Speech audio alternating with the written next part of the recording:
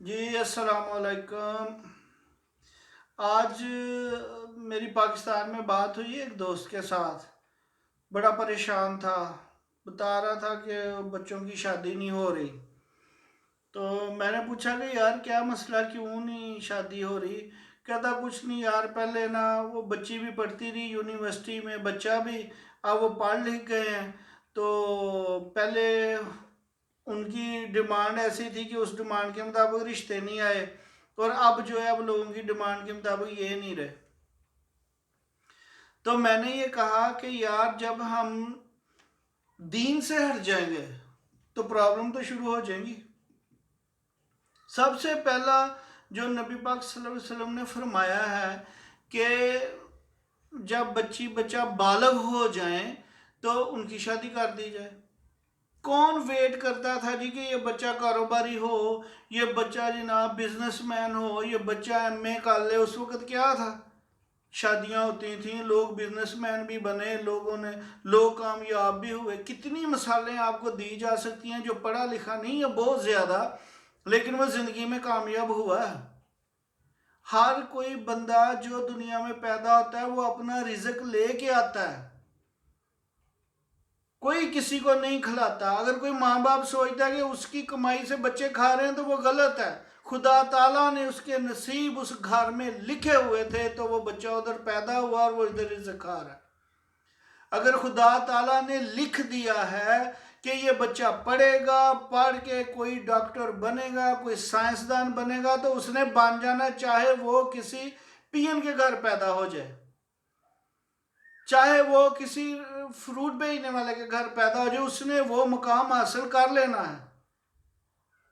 اگر اسٹیشن پہ چائے بیچنے والا، اگر ایک کرکٹ کھیلنے والا وزیر اعظم اور صدر بن سکتا ہے تو پھر دنیا میں کچھ ناممکن نہیں ہے۔ یہ بات ذہن میں رکھنی چاہیے ہر بندے کو۔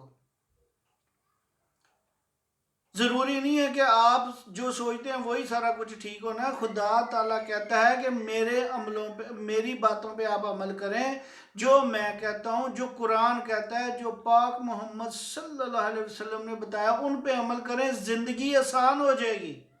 اس زندگی کو آسان کرنے کے لیے ہمیں قرآن اور حدیث کی بات ماننی پڑے گی، ہمیں قرآن کی بتائی ہوئی باتوں پہ چلنا پڑے گا، اس کے علاوہ حل کوئی نہیں۔ ٹھیک ہے جناب؟ اب میں جذباتی نہیں ہو رہا، مجھے دکھ ہو رہا ہے۔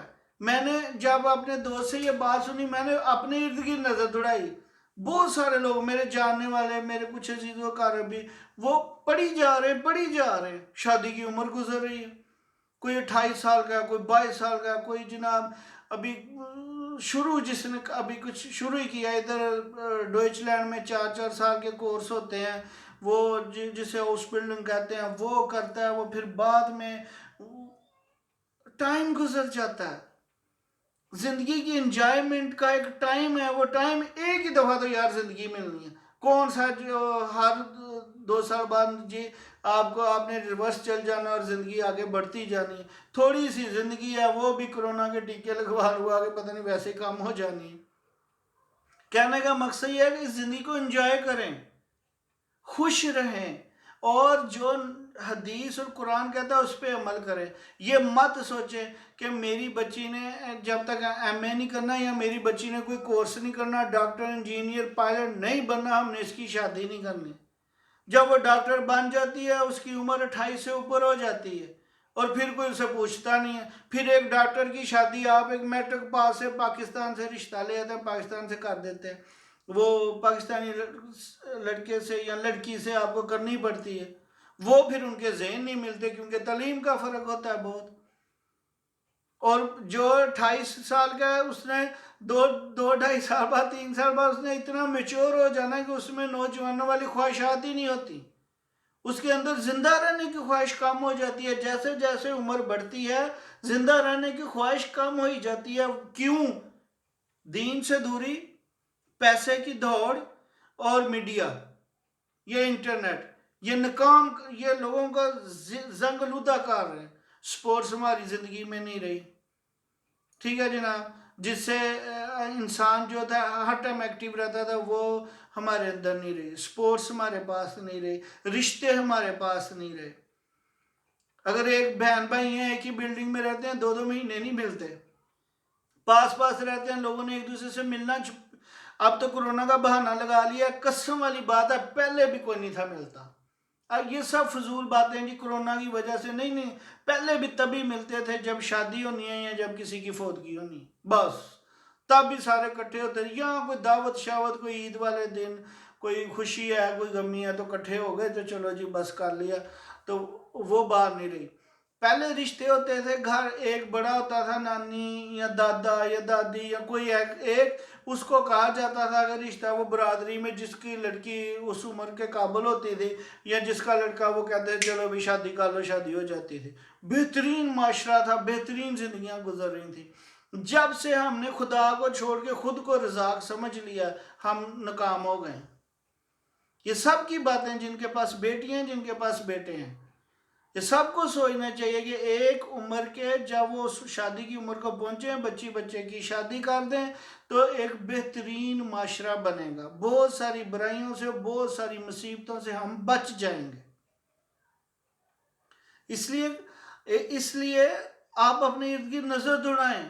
میرا جو بھائی ہے نا بڑا، وہ اتنے رشتے کرواتا ہے، میں ایسے کہتا ہوں یار وہ کہتا ہے یار یہ بڑا نیکی کا کام ہے، یہ بڑا ثواب کا کام ہے کہ یہ نا جن کے اب نہیں ہو رہے ان کے کروائے جائیں۔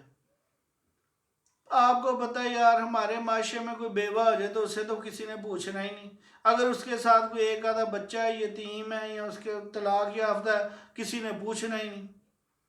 ہاں جی، تو اس لیے کوشش کریں کہ قرآن و حدیث کے مطابق جو اللہ تعالیٰ فرماتا ہے اس کے مطابق عمل کریں ہم سب، اور ٹائم سے بچوں کی شادی کر دیں۔ مت سوچیں کہ یہ اس بلڈنگ مکمل کرے گی، یہ اپنا کورس پورا کرے گا تو پھر ہم اس کی شادی کریں گے تو پھر یہ سیٹ ہو جائے گا، کیونکہ آپ کو کسی نے لکھ کے نہیں دیا کہ اس کے ڈاکٹر بننے کے بعد، اس کے انجینئر بننے کے بعد، پائلٹ بننے کے بعد پکی بات ہے کہ یہ بندہ کامیاب ہو جائے گا۔ بڑے بڑے پڑھے لکھے لوگ بھی نہیں کامیاب ہوتے، کئی دفعہ ڈگریاں ہاتھ میں ہوتی ہیں اور وہ چنے بیچ رہے ہوتے ہیں، ڈگریاں ہاتھ میں ہوتی ہیں وہ اس فیلڈ میں کامیاب نہیں ہوتے۔ اس لیے جس بات کی گارنٹی نہیں ہے، گارنٹی اس بات کی ہے کہ آپ خدا پر توکل کریں، توکل اللہ کر کے بچوں کی ان کی عمر جو مناسب عمر ہے اس میں ان کی شادیاں کر دیں، پھر خدا سے دعا کریں، خدا سے مانگیں۔ خدا تعالیٰ نے اگر ان کو ڈاکٹر بنانا ہے، سائنسدان بنانا ہے، انجینئر بنانا ہے تو اس نے شادی کے بعد بھی بنا دینا، اور بہت ساری مثالیں ایسی ہیں جو شادی کے بعد بنے بھی ہیں۔ ٹھیک ہے جناب، بات شاید لمبی ہو گئی ہے، لیکن میری تو یہی ایک خواہش ہے اور یہ میری دعا ہے، جن کے گھر بیٹیاں ہیں، جن کے گھر بیٹے ہیں، ٹائم پہ اللہ کے حکم کے مطابق ان کی شادیاں کریں، گھروں میں نہ بٹھا کے رکھیں۔ اس سے معاشرے خراب ہو رہے ہیں، نسلیں تباہ ہو رہی ہیں، کیونکہ اس انٹرنیٹ نے، میڈیا نے بہت کچھ جو ہے وہ خراب کر دیا۔ تو اللہ تعالیٰ ہم سب کو اللہ تعالیٰ کی باتوں پہ عمل کرنے کی توفیق عطا فرمائے، ہم سب کو ہدایت کے رستے پر چلائے۔ اللہ تعالیٰ ہم سب کا حامی و ناصر ہو۔ ہمیشہ دعا میں یاد رکھیے۔ خدا حافظ۔